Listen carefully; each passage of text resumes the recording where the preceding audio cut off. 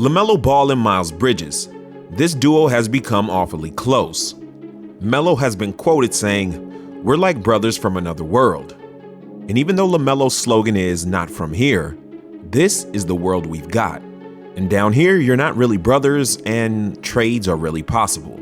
So today we talk about the very realistic possible swap for Deandre Ayton and Miles Bridges. Facts. Now, when Miles was eligible for an extension, him and the Hornets could not come to an agreement. And based on these recent leaked rumors about this trade, we can now actually see their logic. And I'll be honest with you, I have a little inside knowledge that at first the Hornets said we were not going to trade Miles Bridges no matter what. But there's kind of a split decision now. There are some very important people that are open to trading him. When I heard this right away, I thought, you're not going to find anyone better to fit with Lamelo. I mean, we know his brothers are the best, but if we had to make a list, top 5 besides them, Miles Bridges would be up there. He can score in every possible way, he runs up and down the court quickly, and he has hops that are crazy. But we saw the Charlotte Hornets get rid of JB, and they're ready to make whatever move they feel necessary to help them win. Now, I thought out of all of the players on the Charlotte Hornets, Miles Bridges was the one that was off limits. But the front office is starting to see if you want a high caliber player, you have to trade one away. Sometimes, most of the time. Gordon Hayward and Terry Rozier had basically untouchable contracts. LaMelo's trajectory is to the moon. So the only one left would be Miles Bridges. He's young, he's athletic, he's on the uphill climb, and he's very attractive to a bunch of teams. Now you'd have to think, what would LaMelo Ball think about this? But as Mitch said about the coaching, he's not asking any players what they think or how they feel. He's going with what he wants to do. So if Miles just got a text that you've been traded, it'd probably be a surprise to LaMelo too. But let's get to the elephant in the room, Deandre Ayton. This is the kind of center that all the Hornets fans have been wanting, but did they know it might cost them Miles Bridges? It would also cost probably a PJ Tucker and a draft pick as well. Remember, tall centers that are skilled are very coveted in today's NBA. He was the #1 pick back in 2018. Miles Bridges was the number 12 pick. And honestly, both of these guys panned out. So the real question would be, who fits better with LaMelo Ball? Deandre Ayton or Miles Bridges? Since they've been in the league the exact amount of years, it's kind of easy to compare stats. Let's start with the points. Over these 4 seasons, Deandre Ayton has averaged 16.3 points and Miles 13.4. In Miles' first 2 years in the league, he didn't play as many minutes as Deandre Ayton, so we got to remember that. Rebounds, Deandre Ayton, of course, leading 10.5, Miles 5.6. Moving on to assist, Miles Bridges 2.3 assists, Deandre Ayton 1.6. I thought Miles would have more than that. Steals, exactly the same, 0.7. And then blocks, of course Deandre Ayton would lead in that, but not by more than you think, 1.0, 0.7. Deandre Ayton also leads in field goal percentage, 59% to Miles Bridges 47. And then in 3-point percentage, come on guys, you know it's Miles.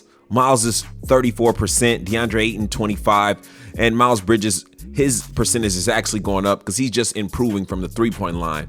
And then free throw percentage, 75 and 80. They both could take those up. We're going to move on to some more stats. First, you guys get in that comment section. Let me know who you think is the better fit for the Hornets and why. Now, it's great to look at stats overall, but it's also cool to look at the head-to-head matchup stats. So here we go. As right away, you see what I circled. -10, -13. When they went head-to-head, Miles Bridges was actually more productive. And if you want to know who won these games, who lost these games, they've split even 3-3. And during those face-off matchups, Deandre Ayton averaged 15.3 points, 9.8 rebounds, 1.2 blocks. Not a bad stat line. And for Miles, he averaged 13.8 points, 5.3 rebounds, and 1.5 assists. Those are the stats. Now, guys, I got to admit to you, like I said earlier, when I heard about trading Miles Bridges, I was like, ain't no way, do not do it. But then I heard Deandre Ayton's name, and I had to say, hold on for a second. Wait a minute. Because even though I love the way Lamelo and Miles Bridges play together, I had to think Miles Bridges started playing better with Lamelo, and Lamelo makes everyone around him better. Remember, the Hornets did not expect Miles to go this crazy when they didn't offer him that extension. So if he makes Miles better, what the heck would he do with Deandre Ayton? Could LaMelo Ball take Deandre to the next level? The Hornets have lacked size ever since LaMelo has got there. I mean, that has been a big concern for the fans from the moment he got there. The coaching and needing a big man. They just switched the coach up, and now are they trying to meet the other demand the fans have been chanting? I mean, wouldn't that be crazy if they trade Miles Bridges and he has a worse year because he's not with LaMelo, and then they get DeAndre Ayton and then he has a freaking all-star year? Now, when you think about keeping LaMelo Ball happy, I can't decide if this would make him happy or not. It seems like it would be bittersweet. Now, remember what I said at the beginning of this video.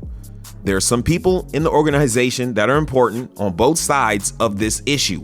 And I really want to hear from you guys. What do you think about this? One thing I can say that's kind of interesting is every time we talk about LiAngelo being brought up, they say he's too small and who would he replace? But if Miles was gone and you had LaMelo and DeAndre Ayton out there, adding LiAngelo to that would be lethal. I'm sorry if you don't know or you don't believe. Ball facts.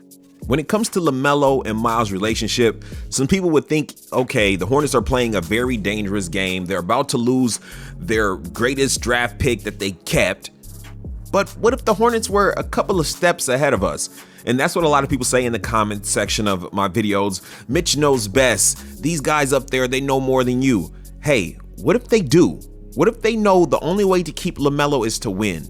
And even though Miles and LaMelo have a great relationship, camaraderie is cool, they want to get W's. And they see DeAndre Ayton as making that a bigger possibility. Maybe even just a reality. The East is stacked now. Look how things change. If you want to beat the Bucks, if you want to beat the Nets, well, if you want to beat the Bucks, if you want to beat the Celtics, you need a big man. More than a Biyombo or a Kelly Zeller, and Montrez is a great backup. He brings that Draymond, Patrick Beverly feel that every team can use. But we got to be honest, guys. Teams like the Cavaliers, I mean, these are teams that is going to be hard to beat if you don't have a dominating center that can shoot, that can run. If you agree with this, let me know in the comment section. If you disagree, put your possible trades and who the Hornets should get.